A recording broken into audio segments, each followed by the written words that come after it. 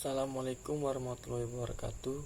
Saya Alif Nur Kurniawan dari Prodi D3 Sistem Informasi ingin menjelaskan sistem informasi mempunyai peranan besar di semua perusahaan agar dapat menghasilkan laba semaksimal mungkin dengan cara mengiklankan, menjual, atau menciptakan produk-produk baru.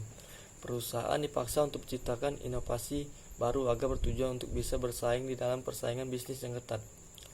Tujuan keamanan terhadap sistem informasi, perusahaan menuntut agar diciptakannya sistem keamanan terhadap software yang bertujuan untuk meyakinkan integritas, kelanjutan, dan kerahasiaan dari pengelolaan data. Reputasi organisasi akan dinilai masyarakat jika diyakini oleh integritas atau informasi, kerahasiaan, ketersediaan. Aset. Informasi aset adalah aset organisasi yang sangat berharga dan penting. Contoh, aset-aset lain misalnya gedung, mesin-mesin, dan kendaraan, dan lain-lain. Aset yang dapat dimasukkan ke dalam sistem informasi antara lain personel, misalnya sistem analisis, programmer, operator, database, spesialis jaringan, dan lain-lain.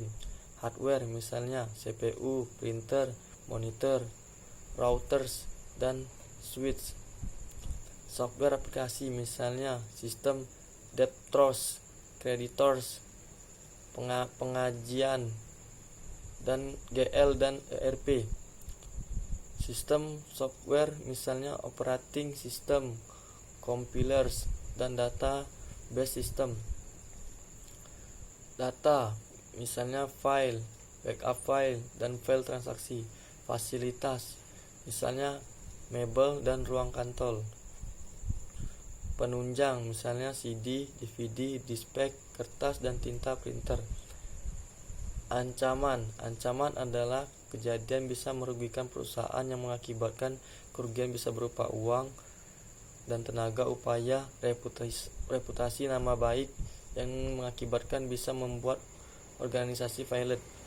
Ancaman ini dapat dikategorikan sebagai berikut. Hardware failure dikarenakan oleh padamnya listrik, konsleting, dan diskerse. Software failure dikarenakan oleh kesalahan sistem operasi dan kesalahan program update. Kegagalan SDM. Kegagalan ini dikarenakan sangat minimnya training bagi personal. Alam dikarenakan cuaca buruk, misalnya cuaca panas, dingin yang tidak normal, banjir, gempa, dan letusan gunung. Keuangan disebabkan oleh tuntutan hukum pihak ketiga, pilot, mogok kerja, dan huru-hara. Eksternal dikarenakan sabotase. Internal dikarenakan dalam bentuk kecurangan, pencurian, dan perbuatan jahat memasukkan virus. Informasi adalah aset perusahaan yang harus dilindungi dan dari penyalahgunaan. Informasi dalam bentuk hard copy atau soft copy merupakan investasi yang memakan biaya banyak demi memajukan perusahaan. Perusahaan dapat diklarifikasi sebagai berikut. 1. Sangat rahasia. Contoh, rencana operasi bisnis, strategi marketing, dan strategi bisnis. Konfidensial. Apabila informasi ini disebar luas, maka ia akan merugikan perorangan dan merusak reputasi organisasi. Contoh, biaya rencana produksi, gaji karyawan, promosi, dan pemberhentian karyawan. Restricted.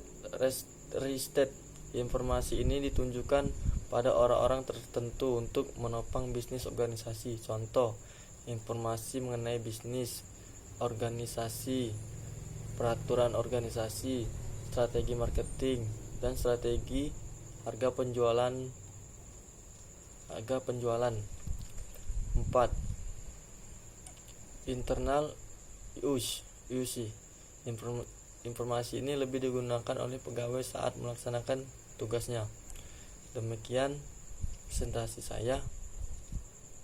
Assalamualaikum warahmatullahi wabarakatuh.